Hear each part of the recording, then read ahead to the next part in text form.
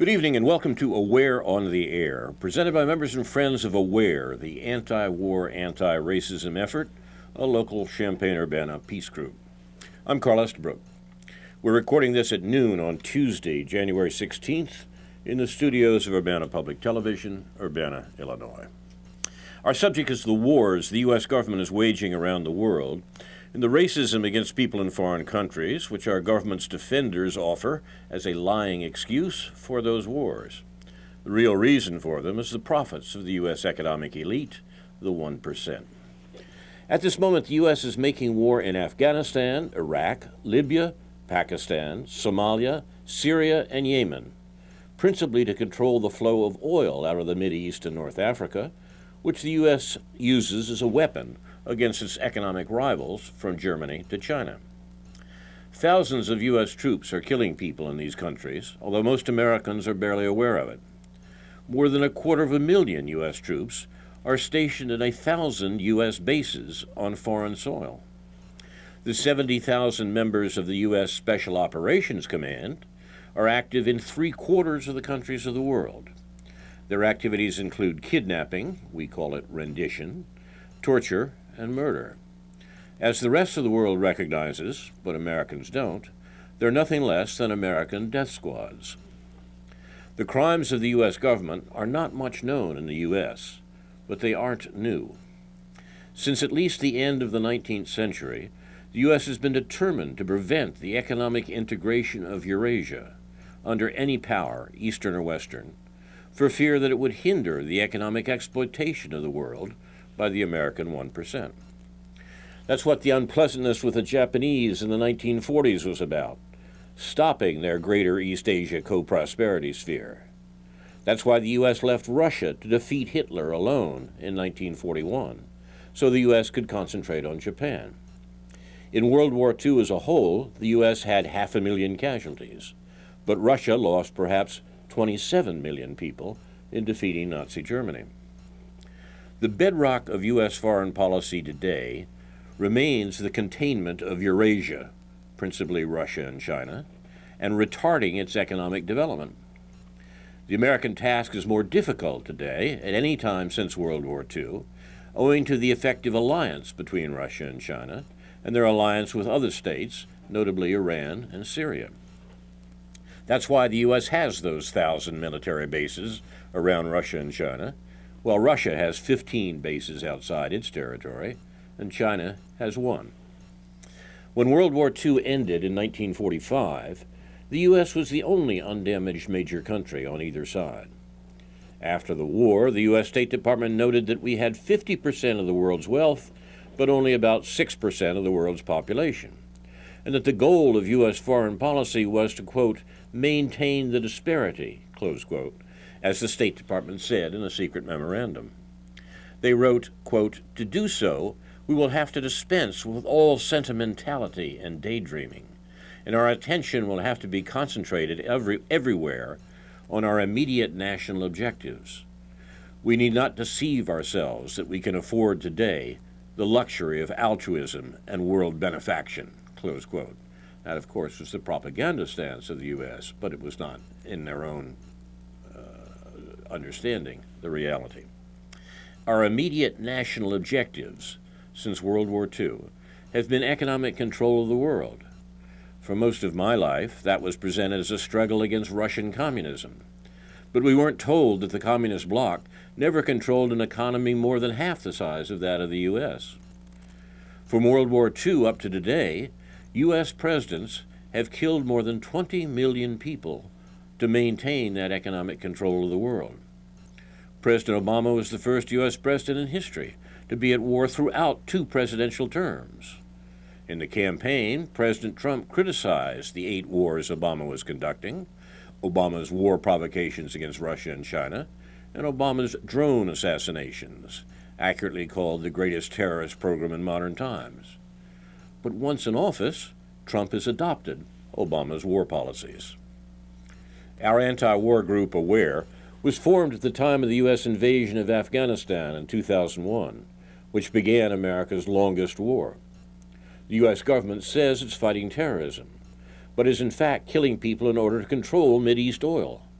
what the U.S. State Department called in 1945 the world's greatest material prize. The U.S. has been at war almost continuously since World War II, putting down challenges to its economic control of the world. Ordinary Americans have paid for these vicious wars, but they haven't profited from them. Most Americans are not aware of how much of the world is appalled at what the U.S. government has done in our lifetimes. It's a triumph of the American system of propaganda and intellectual control, the most efficient in history, that Americans are able to ignore it. Those of us in Aware, like other anti-war groups in the United States and around the world, today call upon President Trump to, 1, establish a foreign policy based on diplomacy, international law, human rights, and respect for the sovereignty of other nations, notably Russia, China, Iran, and Syria. 2, end the wars in the Mideast and elsewhere, stop the drone attacks, and end the war provocations against Russia and China. 3, cut military spending by at least 50% and close the 1,000 U.S. overseas military bases. Bring all U.S. troops and weapons home and withdraw U.S. Special Forces who've been sent into 3/4 of the countries of the world. 4, stops U.S. support of human rights abusers, notably Israel and Saudi Arabia. And 5, lead on global nuclear disarmament, revoke the Obama administration's trillion-dollar plan to update U.S. nuclear weapons. There's a lot of news about U.S. government war-making this week, but you won't get a very clear account of it in the American media, which of course represent the views of the American political establishment and are in the business of manufacturing consent to those views from you. We'll try to give a better account tonight on Aware on the Air. Our first story comes from Sputnik, the Russian radio service comparable to the BBC in England. Sputnik is interviewing a man called Ray McGovern, who was a member of the CIA, and during the Bush administration was the daily briefer for George Bush the Younger. After the enormities committed by the Bush administration, the greatest international crime so far of the 21st century, the invasion of Iraq, McGovern left the CIA and formed an association called VIPS, Veteran Intelligence Personnel for Security, and opposed the foreign policy activities that he had observed so closely as a member of the CIA. He has just produced a report on how the FBI, rather than Russia, as you've been told by mainstream media, interfered with the 2016 American presidential election. And he's interviewed about his report on FBI Gate, we might call it, instead of Russia Gate, that is the FBI attempt to influence the Trump-Clinton election in Clinton's direction. We have evidence about that tonight from various sources, and here is McGovern's interview discussing his report on the matter. Speaking to Sputnik, to Radio Sputnik, about his explosive, detailed, and documented, but broadly overlooked investigation into how U.S. intelligence agencies, not Russia, were the ones trying to meddle in the 2016 U.S. presidential race. Retired CIA officer turned political activist Ray McGovern outlined why changing Americans' mind on the matter is so difficult. McGovern's report, which came out last week, provided new documented proof on some of the ways U.S. intelligence officers attempted to interfere in the 2016 election, and how pro-Clinton FBI staffers, now involved in the Trump-Russia collusion investigation, worked to try to immunize former Democratic Party candidate Hillary Clinton from crimes including lying to the FBI and endangering state secrets. Sputnik asks McGovern, tell us a little about this report and how you came about creating it. McGovern answers, well, it was not very difficult. The fact that our report is unique is a symptom of the blanket coverage saying that Russia interfered in our election. Even most of my progressive colleagues believe that, and so this is a counter-narrative, and it's really hard to change your mind around into believing something very different, even if, as in this case, it's based on documentary evidence. So just let me note at the outset that this is the first request, he's talking about the request from Sputnik Radio to discuss this report, after several days of this article being up on the web in various places for an interview on the shocking news that it might not be Russia that intervened into our election, but rather the FBI in cooperation with the CIA and others whom we call the deep state. The story is simply this.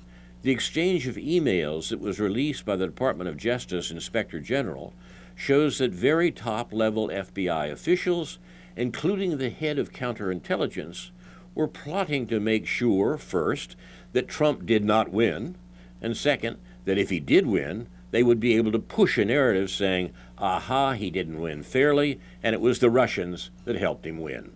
Close quote. That's the narrative that prevails in our media right now. It's a really, really shameful thing because even my progressive friends believe it. Even the progressive website that used to automatically print my materials, like Common Dreams, for example, or Amy Goodman on Democracy Now! I'm shunned, like those dissidents in Russia way back when the Soviet Union existed. So Sputnik asks McGovern, why would the FBI and the CIA try to promote this Russia hacking narrative when implying that they could allow such a thing to happen makes them look incompetent? McGovern answers, if it were true, it would make them incompetent. You're quite right. They're pushing a narrative that should be embarrassing, but the American people are not aware of what's really going on because the media presents a one-sided view here. The intelligence agencies were first and foremost determined to ensure that Trump could not win.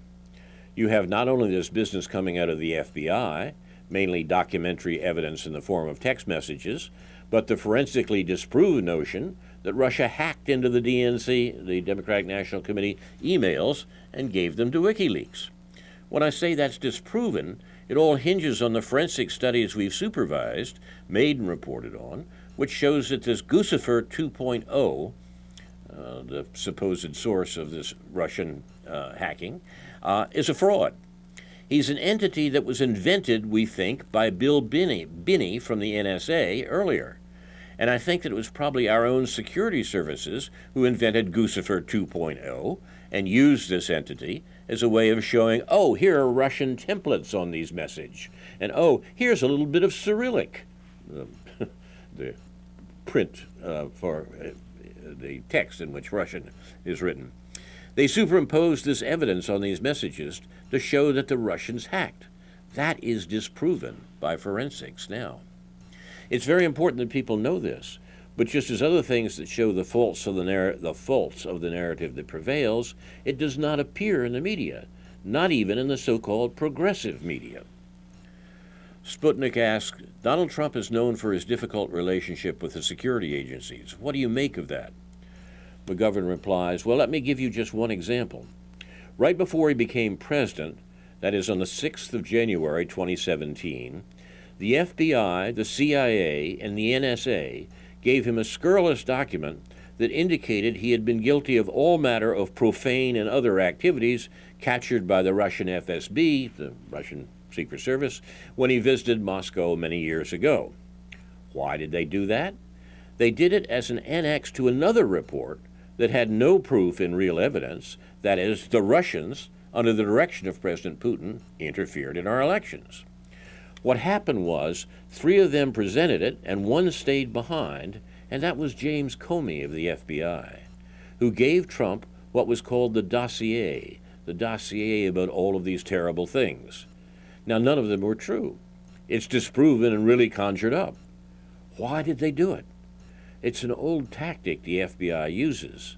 They say to an incoming president, we have this information on you, so just be aware. If I were Mr. Trump, I would react very, very negatively to that, because this is the old implicit trick of blackmail.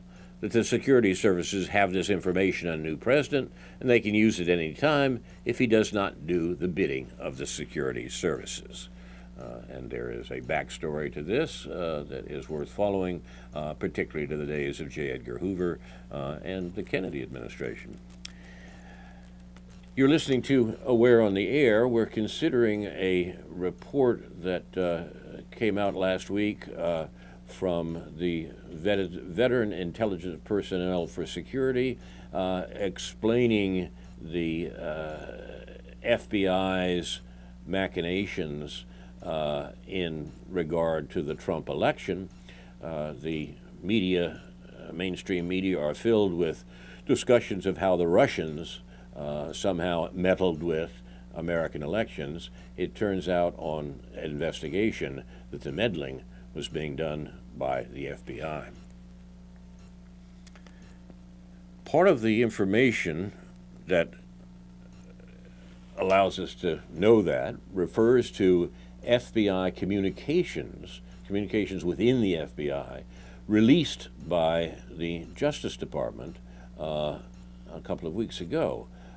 These are very interesting materials and remarkably candid, we might say, due to the ineptitude of the FBI counterintelligence activities. Ray McGovern's article about them begins with the observation that in the Watergate era, liberals warned about U.S. intelligence agencies manipulating U.S. politics. But now Trump hatred has blinded many of them to this danger becoming real, as ex-CIA analyst Ray McGovern notes. Russiagate, the notion that Russia interfered with the election, is becoming FBI-gate, the awareness that it was in fact the deep state, the FBI and the CIA, that interfered with the American election, thanks to the official release of unguarded text messages between loose-lipped FBI counterintelligence official Peter Strzok and his garrulous girlfriend, FBI lawyer Lisa Page. This is too good to be true, eh? No, unfortunately it is true, and we have a number of texts between the Director of Counterintelligence, Peter Strzok, and his garrulous girlfriend, as she was just described, at FBI lawyer Lisa Page. We have some of those at the end of this text, and they are interesting reading. Despite his former job as chief of the FBI's counterintelligence section, Strzok had the naive notion that texting on FBI phones could not be traced. Strzok must have slept through Security 101, or perhaps he was busy texting during that class. Girlfriend Page could not be happy at being misled by his insurance that using office phones would be a secure way to conduct their affairs. The point of this conversation, or the source of this conversation, is an affair between the married Director of Counterintelligence and the FBI lawyer that included these text messages over FBI phones, and that were released by the Department of Justice as part of the investigation of the election some weeks ago. It would have been unfortunate enough for Strzok and Page to have had their adolescent-sounding text merely exposed, revealing the reckless abandon of star-crossed lovers hiding, they thought, secrets from cuckolded spouses, office colleagues, and the rest of us.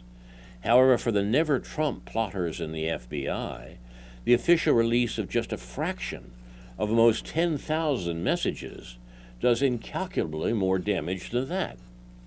We suddenly have documentary proof that key elements of the U.S. intelligence community were trying to short-circuit the U.S. democratic process. And that puts in a new and dark context the year-long promotion of Russiagate. It now appears that it was not the Russians trying to rig the outcome of the U.S. election, but leading officials of the U.S. intelligence community, shadowy characters sometimes called the deep state. More of the Strzok-Page texting dialogue is expected to be released, and the Department of Justice Inspector General reportedly has additional damaging texts from others on the team that Special Counsel Robert Mueller selected to help him investigate Russiagate. Besides forcing the removal of Strzok and Page, the text exposures also sounded the death knell for the career of FBI Deputy Director Andrew McCabe, in whose office some of the plotting took place and who has already announced his plans to retire soon. But the main casualty in the FBI's 18-month campaign to sabotage candidate and now President Donald Trump by using the Obama administration's Russiagate intelligence assessment, electronic surveillance of dubious legality, and a salacious dossier that could never pass the smell test, while at the same time using equally dubious techniques to immunize Hillary Clinton and her closest advisors from crimes that include lying to the FBI and endangering secrets. Ironically, the Strzok-Page text provides something that the Russiagate investigation has been sorely lacking: first-hand evidence of both corrupt intent and action. After months of breathless searching for evidence of Russian-Trump collusion designed to put Trump in the White House, what now exists is actual evidence that senior officials of the Obama administration colluded to keep Trump out of the White House. Proof of what old-time gumshoes used to call means, motive, and opportunity. Even more unfortunately for Russiagate enthusiasts, the FBI lover's correspondence provides factual evidence exposing much of the made-up resistance to Trump. The contrived storyline that the New York Times and much of the rest of the U.S. mainstream media deemed fit to print with little skepticism and few, if any, caveats, a scenario about brilliantly devious Russians that not only lacks actual evidence, relying on unverified hearsay and rumor, but doesn't make much sense on its face. The Russiagate narrative always hinged on the preposterous notion that Russian President Vladimir Putin foresaw years ago what no American political analyst considered even possible: the political ascendancy of Donald Trump. According to the narrative, the fortune-telling Putin then risked creating even worse tensions with a nuclear-armed America that would, by all odds, have been led by a vengeful President Hillary Clinton. Besides this wildly improbable storyline, in other words, Putin saw what was going to happen and therefore schemed to make sure that Trump would be elected rather than Clinton, who had already compared Putin to Hitler and so forth and so on. Clever of Putin, but nobody else saw it. Besides this wildly improbable storyline, there were flat denials from WikiLeaks, which distributed the supposedly hacked Democratic emails, that the information came from Russia. And there was the curious inability of the National Security Agency to use its immense powers to supply any technical evidence to support the Russia hack scenario. But the shock of Trump's election and the decision of many never-Trumpers to cast their lot with the resistance, the think tank Clinton campaign collection of opponents to Trump, led to a situation in which any prudent skepticism or demand for evidence was swept aside. So on January 6, 2017, President Obama's Director of National Intelligence, James Clapper, released an evidence-free report that he said was compiled by hand-picked analysts from the CIA, FBI, and NSA, offering an assessment that Russia and President Putin were behind the release of the Democratic emails in a plot to help Trump win the presidency. Despite the extraordinary gravity of the charge, even New York Times correspondent Scott Shane noted that proof was lacking. He wrote at the time, quote, "What is missing from the January 6th public report is what many Americans most eagerly anticipated: hard evidence to back up the agency's claim that the Russian government engineered the election attack. Instead, the message from the agencies essentially amounts to, trust us." That was back in the days when the New York Times was not wholeheartedly behind this particular story. But the assessment served a useful purpose for the never-Trumpers. It applied an official imprimatur on the case for delegitimizing Trump's election, and even raised a long-shot hope that the Electoral College might reverse the outcome and possibly install a compromise candidate, such as former Secretary of State Colin Powell in the White House. Though the Powell plot fizzled, the hope of somehow removing Trump from office continued to bubble, fueled by the growing hysteria around Russiagate. Virtually all skepticism about the evidence-free assessment was banned. For months, the Times and other newspapers of record repeated the lie that all 17 U.S. intelligence agencies had concurred in the conclusion about the Russian hack. Even when that falsehood was belatedly acknowledged, the major news outlets just shifted the phrasing slightly to say that U.S. intelligence agencies, that some U.S. intelligence agencies had reached the Russian hack conclusion. Shane's blunt initial recognition about the lack of proof, the New York Times man, disappeared from the mainstream media's approved narrative of Russiagate. Doubts about the Russian hack or dissident suggestions that what we were witnessing was a soft coup in the U.S. was scoffed at by leading media commentators.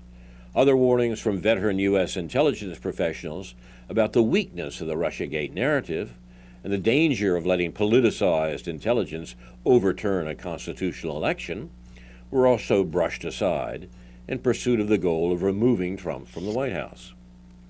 It didn't even seem to matter when new Russiagate disclosures conflicted with the original narrative that Putin had somehow set Trump up as a Manchurian candidate.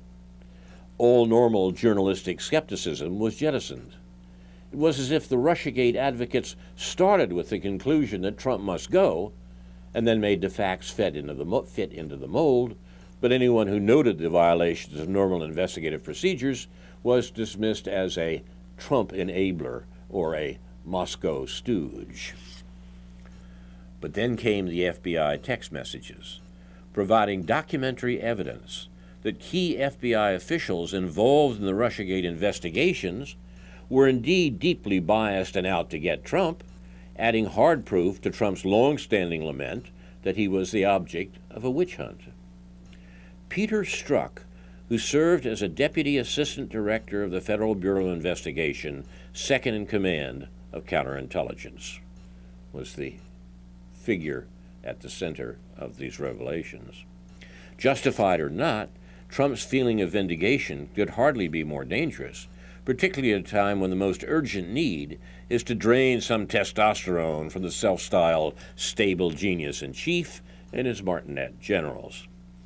On the home front, Trump, his wealthy friends, and like-thinkers in Congress may now feel they have an even wider carte blanche to visit untold misery on the poor, the widow, the stranger, and other vulnerable humans.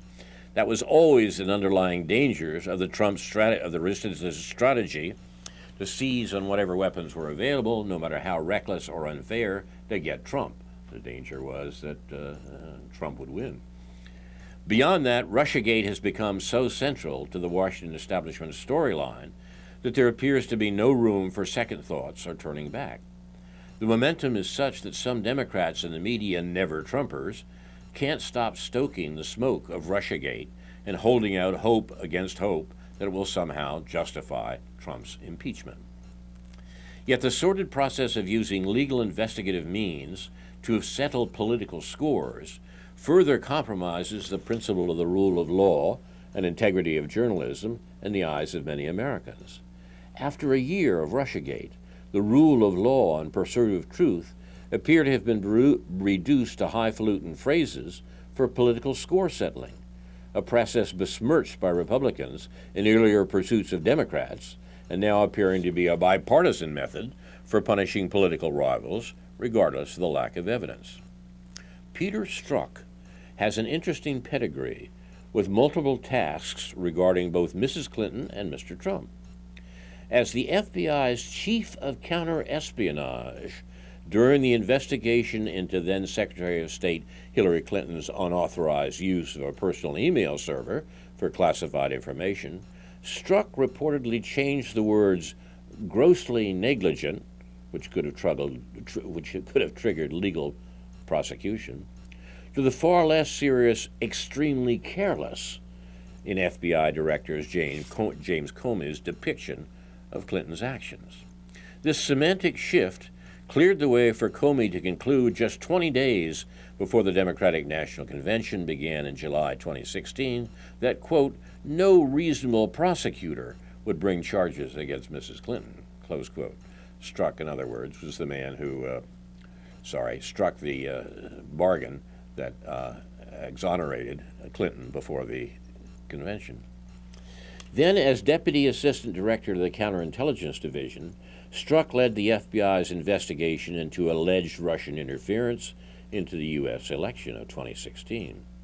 It is a safe bet that he took a strong hand in hand-picking the FBI contingent of analysts that joined hand-picked counterparts from CIA and NSA in preparing the evidence-free January 6, 2017 assessment accusing Russian President Vladimir Putin of interfering in the U.S. election. Although accepted in establishment groupthink as revealed truth, that poor excuse for analysis reflected the apogee of intelligence politicization, rivaled only by the fraudulent intelligence on weapons of mass destruction in Iraq 15 years ago. In June and July 2017, Strzok was the top FBI official working on Special Counsel Robert Mueller's investigation into possible links between the Trump campaign and Russia, but was taken off the job when the Justice Department Inspector General learned of the Strzok-Page text message exchange and told Mueller. These were the communications by text message on FBI phones between Peter Strzok, the Director of Counterintelligence, and his FBI lawyer lover that they were hiding not only from their superiors, but also from their respective spouses. There is no little irony in the fact that what did in the FBI sweethearts was their visceral disdain for Mr. Trump, their cheerleading cum kid gloves treatment of Mrs. Clinton and her associates, their 1950s James Clapper-esque attitudes towards Russians as, quote, almost genetically driven to evil, close quote, that's a quote, and their, that is Strzok Page's, elitist conviction that they know far better what is good for the country than regular American citizens, including those deplorables whom Clinton said made up half of Trump's supporters. But Strzok Page had no idea that their hubris, elitism, and scheming would be revealed in so tangible a way. Worst of all for them, the very thing that Strzok in particular worked so hard to achieve, the sabotaging of Trump and immunization of Mrs. Clinton and her closest advisors, is now coming apart at the seams. At this point, the $64 question is whether the various congressional oversight committees remain ensconced in their customary cozy role as overlook committees, or whether they will have the courage to attempt to carry out their constitutional duty. The latter course would mean confronting a powerful deep state and its large toolbox of well-practiced retaliatory techniques, including J. Edgar Hoover-style blackmail on steroids, enabled by electronic surveillance of just about everything and everyone. Yes, today's technology permits blanket collection, and collect everything has become the motto. Senator Chuck Schumer, Democrat of New York, with almost 4 decades of membership in the House and Senate, openly warned incoming President Trump in January 2017 against criticizing the U.S. intelligence community because U.S. intelligence officials have, quote, 6 ways from Sunday to get back at you, close quote, if you're dumb enough to take them on, Schumer told Trump. Thanks to the almost 10,000 text messages between Strzok and Page, only a small fraction of which were given to Congress 4 weeks ago, there is now real evidentiary meat on the bones of the suspicions that there indeed was a deep state coup to correct the outcome of the 2016 election. We now know that the supposedly apolitical FBI officials had huge political axes to grind. The Strzok-Page exchanges drip with disdain for Trump and those deemed his smelly, deplorable supporters. In one text message, Strzok expressed visceral contempt for those working-class Trump voters, writing on August 26, 2016, quote, just went to a Southern Virginia Walmart. I could smell the Trump support. It's scary real down there, close quote.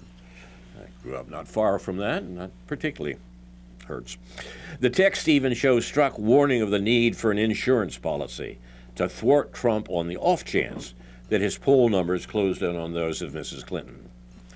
An August 6, 2016 text message, for example, shows Page giving her knight in shining armor strong affirmation. Quote, "Maybe you're bent to stay where you are because you're meant to protect the country from that menace, Trump." Close quote. That text to Strzok includes a link to a David Brooks column in the New York Times, in which Brooks concludes with the clarion call, quote, "There comes a time when neutrality and laying low becomes dishonorable. If you're not in revolt, you're in cahoots. When this period and your name are mentioned decades hence, your grandkids will look away in shame." Close quote. Another text message shows that other senior government officials, alarmed at the possibility of a Trump presidency, joined the discussion. In an apparent reference to an August 2016 meeting with FBI Deputy Director Andrew McCabe, Strzok wrote to Page on August 15th, "I want to believe the path you threw out for consideration in Andy's office, that there's no way Trump gets elected, but I'm afraid we can't take that risk." Close quote. Strzok added, "It's like an insurance policy in the unlikely event that you die before you're 40. Senate Judiciary Committee Chuck Grassley, Republican of Iowa, says he will ask Strzok to explain the insurance policy when he calls him to testify. What seems already clear is the celebrated Steele dossier was part of the insurance, as was the evidence-less legend that Russia hacked the DNC's and Clinton campaign chairman John Podesta's emails and gave them to WikiLeaks. If congressional investigators have been paying attention, they already know what former Weapons Inspector Scott Ritter shared with Veteran Intelligence Professionals for Sanity colleagues this week. Namely that Fusion GPS Gene Simpson, who commissioned the Russian dossier using Democratic Party money, said he reached out to Steele after June 17th, just 3 days before Steele's first report was published, drawing on 7 sources. Quote, "There is a snowball's chance in hell that this is raw intelligence gathered by Steele. Rather, he seems to have drawn on a single trusted intermediary to gather unsubstantiated rumor already in evidence." There's a great deal more here, and I will post this entire piece to the Facebook page for Aware on the Air, including the correspondence between the Deputy Director, the Director of Counterintelligence of the FBI, and his FBI lawyer lover that sets up the anti-Trump FBI plan. You've been listening to Aware on the Air. We have been presented by members and friends of AWARE, the anti-war, anti-racism effort of Champaign-Urbana, a local peace group, in the 3rd week of 2018. Coming up a week from tomorrow, Wednesday, January 24th, is a demonstration at the UI College of Law, a rally against the Trump Sessions legal henchmen here at the College of Law on January 24th. From 3 to 4 p.m., as it is described by our friend Francis Boyle from the law school faculty. You will know, he writes, "You will notice that in our press release I deliberately included that the Trump Sessions Department of Injustice are currently arguing for war. Right now there's a lawsuit pending in federal court by a U.S. soldier not wanting to deploy to the Middle East because these wars were never authorized by Congress and are thus unconstitutional. Will be making its way to the Supreme Court. This Trump Sessions henchman, speaking at the law school, and his department and office are arguing and will be arguing in favor of perpetual warfare around the world." The rally is at the UI Law School against the Deputy Solicitor General for the Trump administration, one Malcolm Stewart. That's Wednesday, January 24th, 3 to 4 p.m., in the Law School Plaza, 504 East Gregory Drive. We'll conclude tonight with the second in a series of interviews from the Real News Network that we're featuring this month. The interviews are with Norman Finkelstein, who has an important new book entitled Gaza, An Inquest into Its Martyrdom.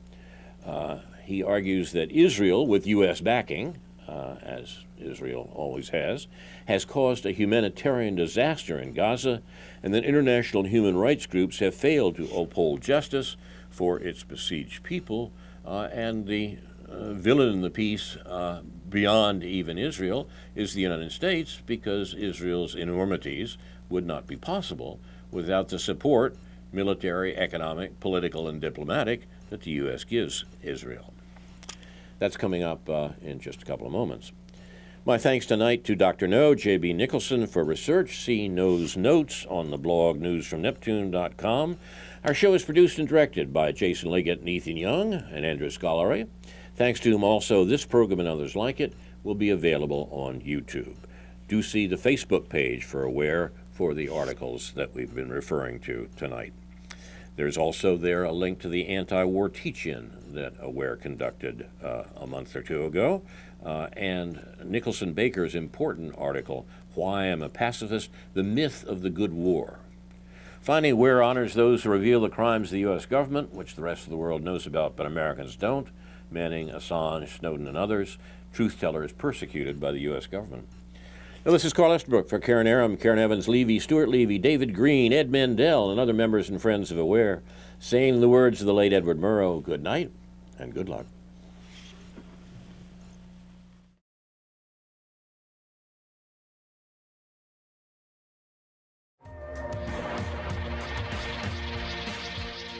It's The Real News. I'm Aaron Mate, continuing our conversation with Norman Finkelstein, author of the new book, Gaza, An Inquest into Its Martyrdom. So Norman, in this part, let's get to what I think will be one of the most controversial elements of your book, which is the way you write about Hamas, the faction that controls Gaza. You say several things. You say, A, that the power and impact of their rocket fire on Israel has been overblown. You say also that while it's commonly taken for granted that Israel has the right to launch attacks on Gaza in response to Hamas rocket attacks, you actually say that Israel has no right to do so, and that it's in fact Hamas as the leader of the occupied population in Gaza that has the right to use rockets in self-defense. And you also say that Israel's Iron Dome system, it's this missile defense system that it's used to defend itself against rockets coming from Gaza, is actually ineffective, and its impact has been overblown. So let's start first with your contention about Hamas. You said, and their rockets, you don't use the term missiles. You actually use the term sometimes firecrackers and fireworks. Enhanced fireworks.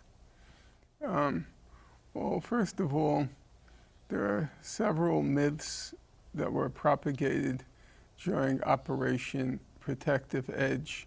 Some of them were revivals of past myths, and some were new creations, new media creations. Israel uses the term Hasbara, which means the literal translation is public diplomacy, but more commonly it's just defined as propaganda, Israeli propaganda.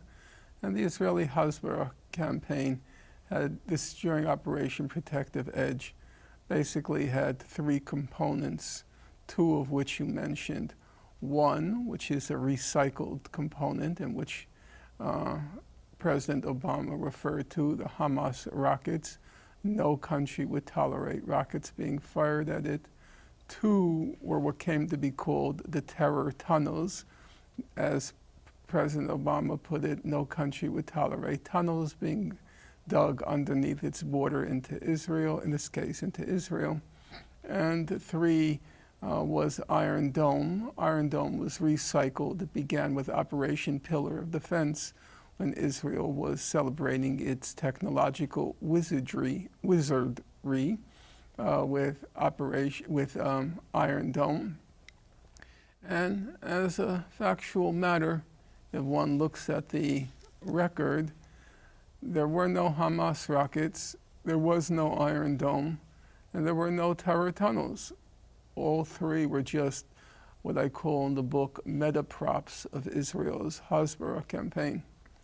Now, it's a tall order in a short interview to try to cover all that, but I'll try to lay out the salient facts, and then for the details, you'll just have to plod through the book. Let's start with the Hamas rockets. Were they rockets? First of all, nobody really knows what Hamas's arsenal consisted of. One of the amusing things when you read the reports, and then here I include the human rights reports, they all list Hamas's rockets, and they give the different types. They give very precise numbers. They have 6,700 Grad missiles. They have 5,000 of these rockets and 3,000 of these rockets. And then a rational observer would ask the question, how do they know that? How would they know how many rockets and what quality and quantity of rockets they had? How would they know it? If Israel actually knew how many rockets there are, they must know where they're keeping the rockets. Otherwise, how would they know how many there are and the quantity, quality? And if they knew, and if they posed such a lethal threat to Israel, why wouldn't they have preemptively eliminated them? We read every other day a story about an Israeli attack in Syria to preempt Syrian missile shipments to Hezbollah, which I think are probably true. Why in the case of Hamas, if it posed such a lethal threat, 6,700 of this, 3,000 of that, 5,000 of that, you can only have known those numbers if you knew where they were being stored. And why didn't Israel just eliminate them preemptively? Because all of it was a fake. The numbers are just pulled from thin air by Israel, and then all the other organizations, including human rights organizations, just recycle the Israeli numbers. What do we know factually about these rockets? What do we know factually? Let's look at the facts. Number one, according to the UN Observatory, there were 5,000 Hamas rockets fired at Israel, 2,000 mortar shells. Altogether, we have 7,000 projectiles. Okay? How many people did the rockets kill? We know exactly. There were 6 civilians killed, 5 Israelis, 1 Thai guest worker. 6 civilians killed. Of the 6 civilians killed, one was killed by a Hamas rocket. So now we have a puzzling fact. 5,000 rockets, 1 person killed. A rational person would say, that's a strange discrepancy. Number 2, you can say only 1 Israeli civilian was killed because Israel has a very effective civil defense warning system, which is true. It's civil defense warning system and shelters. Who are the rest killed by? So Hamas killed 1. By mortars, mortar shells.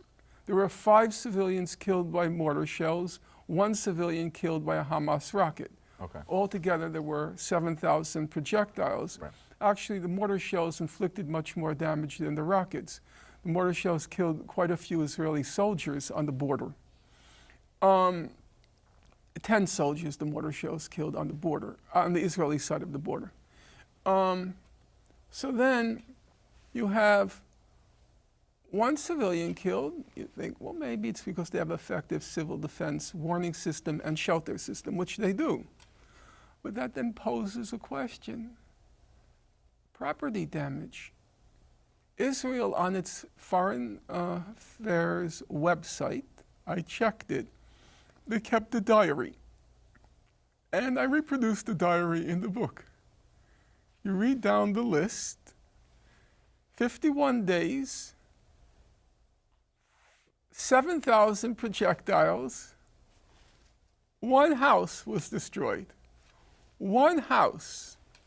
So you ask yourself, how could 7,000 projectiles only destroy one house? That doesn't make very much sense. So then some people say, well, they have a very effective civil defense warning and shelter system, and they also have the miracle of Iron Dome. But then you have a problem with Iron Dome. The problem is, number one, let's go through all the things. Number one, Iron Dome is only deployed around the major cities, the major urban areas, okay? Now, 60% of the Hamas rockets landed along the border where there was no Iron Dome there.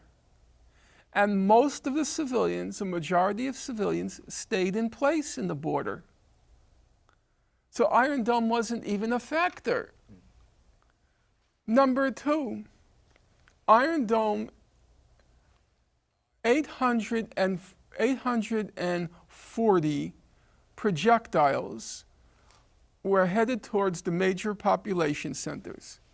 The official statistic is Israel deflected 80 to 90% of those Hamas rockets, as they call them, which would mean about 720, okay? Theodore Postal, who's one of the world's leading authorities in anti-missile technology, he says, not true, it was probably closer to 5%, not 80 to 90%. So that would mean they deflected a whopping 40 projectiles. But let's take even the Israeli figure. Let's say it was 80 to 90%, 720 projectiles, okay? That still leaves thousands more. So even if you factor in Iron Dome and the official Israeli representation of it, how could thousands of projectiles, thousands and thousands of projectiles, have caused next to no property damage? Let's accept the Israeli official story about its effective civil defense and shelter system. How can that be? One house? Well, the answer is obvious, because they're not rockets. They're enhanced fireworks. And the paradox of these so-called rockets, the paradox is both Hamas and Israel have a mutual stake in pretending they are lethal rockets. Hamas, so it could pretend that armed struggle works, armed resistance works. Israel, so it can have a pretext for its assaults on Gaza. We are under attack. It's a mutually useful mythology, the rockets. Number two, Iron Dome. There's a very easy way to test the effectiveness of Iron Dome. Let's look at the damage done before there was an Iron Dome and the damage done after there was an Iron Dome. I went through the numbers. I was curious. Let's compare Operation Cast Lead with Operation Protective Edge. So 2008. 2009 and 2014. Yeah, let's see. And if you look at before and after, the same ratio of projectiles fired to civilians killed. It was about 300 to 1, if my memory serves. Which is to say, Iron Dome didn't save a single life. Now, you might say, but that doesn't take into account that the quality of the Hamas projectiles improved between cast lead and protective edge. But there's no evidence for that. I went through the record. There were a few quote-unquote rockets which reached further into Israel than in prior attacks, But Israel admitted, though, Israel said they're basically lead pipes, because in order to get a further distance, they couldn't put any munitions in it. It had no payload. It was just a pipe they were firing. So that was a fake, the Iron Dome. And then there were the terror tunnels.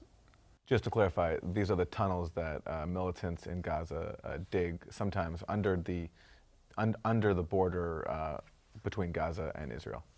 Right. And if you look at the UN Human Rights Council report, which was a complete whitewash of Israel, a shameless whitewash, but on that particular point, they were unusually honest. They said there's no evidence whatsoever that the Hamas militants were targeting civilians with these tunnels. My speculation is the purpose of the tunnels was to try to capture some Israeli soldiers for a prisoner exchange, because that's been one of the tactics which they have been pretty successful at, because of Israel's has a very strange national ethos. The national ethos is that it's a source of national mourning and woe if one of their soldiers is captured, and so it can be used as a bargaining chip. To the point where now they have a doctrine that says that if one of the soldiers are captured, they actually try to kill the soldier, which happened in Gaza. Yeah, right? That's why I say is the weirdness of their national ethos. They bemoan the fact that one of their soldiers is captured, but if they have a choice, rather he be killed than captured. And they did that in Gaza. Yeah, they did. Was it Rafah? They did it in Rafah. And in the process, killing. Yeah, they annihilated Rafah. It was two things. They thought one of their soldiers had been captured alive, and so they